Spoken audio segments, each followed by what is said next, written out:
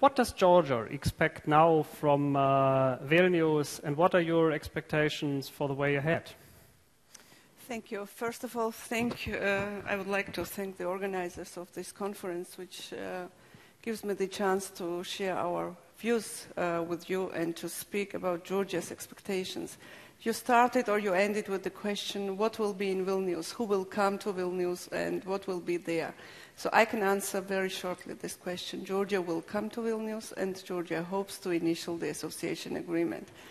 What we did is that we finished the work on the text of association agreement already in July, and we hope very much that the technical procedures in Europe these months which are left until Vilnius will be enough to make ready the text for initialing.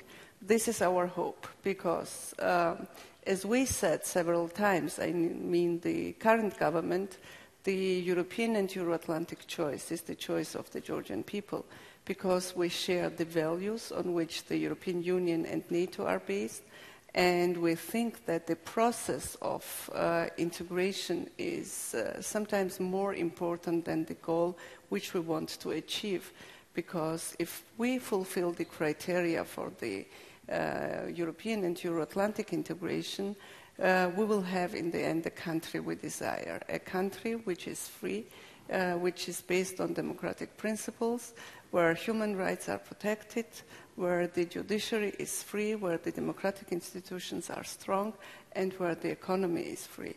And then I think it will be a natural and normal process of more integration into the European and Euro-Atlantic structures.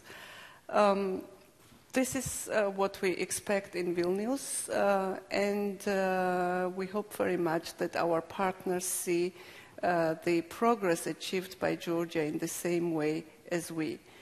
This is our expectation.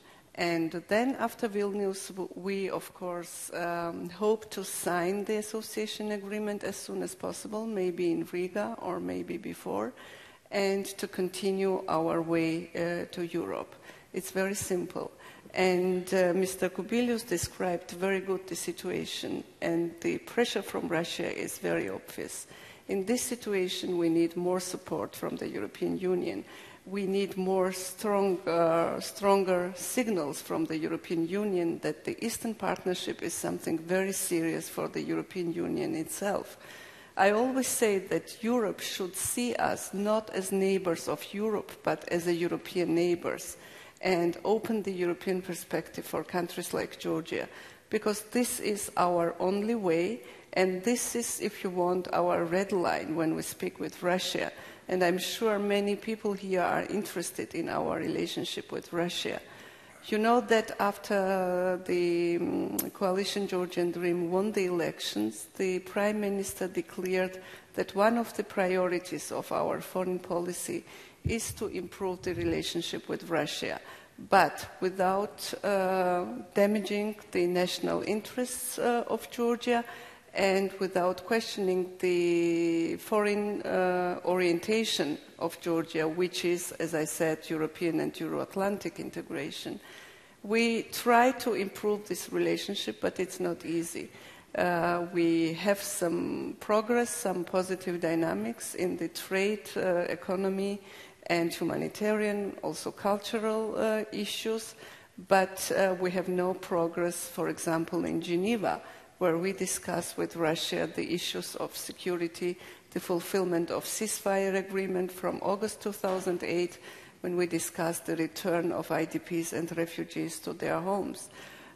We are very thankful to the European Union because they play a very important role in Geneva, because they maintain the EU monitoring mission in Georgia, which is the only international instrument to monitor the situation, unfortunately not in the occupied regions, but on the occupation line. Of course, the support from the European Union, the support of the European way of Georgia is an important signal towards Russia too, and we need to strengthen this signal. This is what we think before Vilnius. But Georgia is still occupied by Russia. 20% of our territories are occupied. Russia recognized the independence of South Ossetia and Abkhazia, and some other countries did the same. And our policy is to continue the non-recognition policy, and we are also very thankful to the European Union, which supports the non-recognition policy of occupied territories of Georgia, and for the support in the IDP resolution in the General Assembly of UN.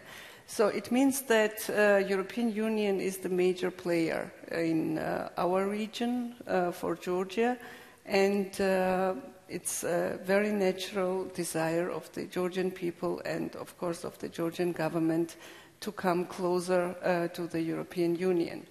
These are our expectations. There are some more concrete, for example, on visa liberalization, which is an important issue for us, for DCFTA, which is an integral part of the association agreement. And we hope that after Vilnius, everything what we will agree in Vilnius will become effective and will start functioning. And the main principle of the integration, to get more for more, is something very important. So what we need is the recognition of the progress made by Georgia, made by the Georgian government, and adequate reaction from the European Union, and a strong signal that this way, this European way of Georgia is accepted and welcomed by the European Union too. Thank you very much.